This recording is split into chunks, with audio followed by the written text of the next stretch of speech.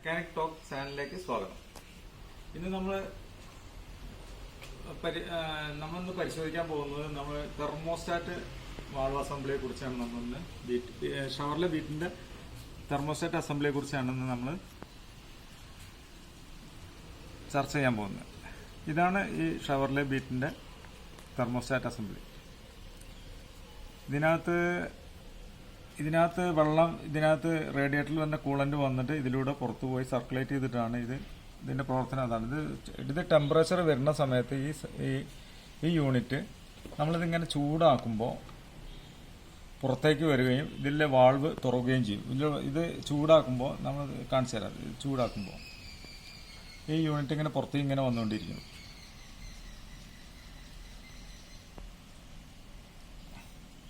കുറച്ച് വെള്ളം പൊന്തി വരുന്നുണ്ട്.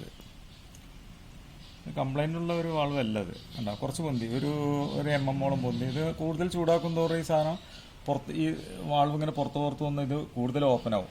അങ്ങനെ ഇതിലൂടെയാണ് സർക്കുലേഷൻ നടക്കുക. ഇതിൽ ടെമ്പററി മോർണിംഗ് സ്റ്റാർട്ടൊക്കെ വരുന്ന സമയത്ത് ഇതിപ്പോൾ കുറച്ച് പൊന്തിയിട്ടുണ്ട്. ഇതിലൂടെ ചെറുതായിട്ടാണ് വെള്ളം സർക്കുലേഷൻ നടന്നുകൊണ്ടിരിക്കുന്നത്. ഇതിനകത്ത് ചെറിയ സർക്കുലേഷൻ. ചൂടായി കഴിഞ്ഞാൽ ഈ വാൾവ് പുറത്തേക്ക് കൊണ്ട് വരികയും ഇത് കൂടുതൽ വെള്ളം പുറത്തേക്ക് തള്ളുകയും ചെയ്യും. അതുവരെ സർക്കുലേഷൻ ഒരു പരിധിവരെ ടെമ്പറേച്ചർ വരെ ഇതിലൂടെയാണ് ചെറിയ സർക്കുലേഷനാണ് ഇത് നടന്നുകൊണ്ടിരിക്കുക. കൂടുതലാകുമ്പോൾ ഇതിലൂടെ വരും. ഇതിൽ വരുന്ന ഈ ചൂടുവെള്ളം ടെമ്പറേച്ചർ സെൻസ് ചെയ്തിട്ട് ECM കൊടുക്കുന്ന സ്വിച്ചാണ് ഈ സ്വിച്ച്. അപ്പോൾ നമ്മൾ പറയണതെന്ന് വെച്ചാൽ ഈ സ്വിച്ചിന് കംപ്ലൈൻറ്റ് വന്നു കഴിഞ്ഞാലും നമുക്ക് ഓട്ടോമാറ്റിക് ഫാൻ വർക്ക് ചെയ്യില്ല. ഈ കൂളിംഗ് ഫാൻ എന്ന് പറഞ്ഞ സാധനം, ടെമ്പറേച്ചർ ഫാൻ വർക്ക് ചെയ്യില്ല. പക്ഷേ ബീറ്റിനെ സംബന്ധിച്ചിടത്തോളം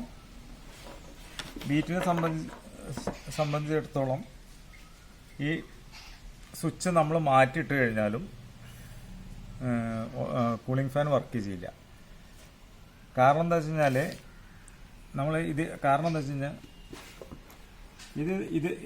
ഇതിൽ നിന്ന് ECMലേക്ക് സിഗ്നൽ പോയിട്ട് ECM സിഗ്നൽ ഈ ഫീസ് ബോക്സിലേക്ക് വരികയും ഈ ഫീസ് ബോക്സിൽ നിന്നാണ് ഇതിന്റെ റിലേ സ്റ്റാർട്ട് ചെയ്തിട്ട് ഫാൻ വർക്കാക്കുന്നത്. അപ്പം നമ്മൾ കഴിഞ്ഞൊരു വീഡിയോയിൽ ഇതിന്റെ കംപ്ലൈൻസിനെ കുറിച്ച് ഞാൻ പറഞ്ഞിരുന്നു. ഇനിയിപ്പോൾ ഞാൻ അത് പറയുന്നില്ല.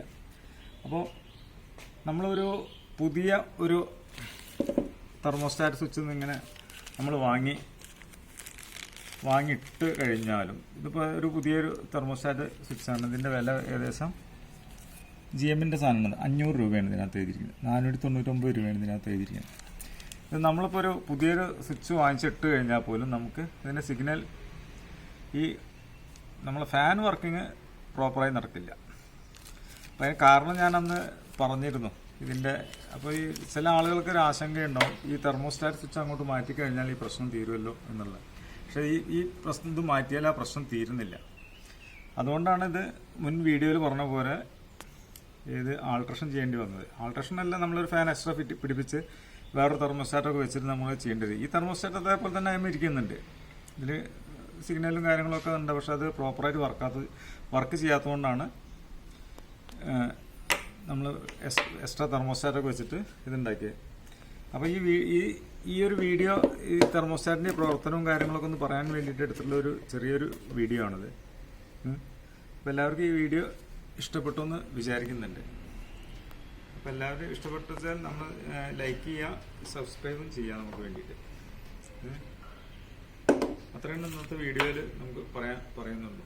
അപ്പോൾ ഇതാണ് നമ്മളെ പൂർണ്ണമായിട്ടുള്ള ഈ തെർമോസ്റ്റാറ്റുമായി ബന്ധപ്പെട്ടുള്ള ഷവർലെ ബീറ്റുമായി ബന്ധപ്പെട്ട് നമുക്ക് ഇതിൽ പറയാൻ ഉള്ളത്. ഓക്കെ.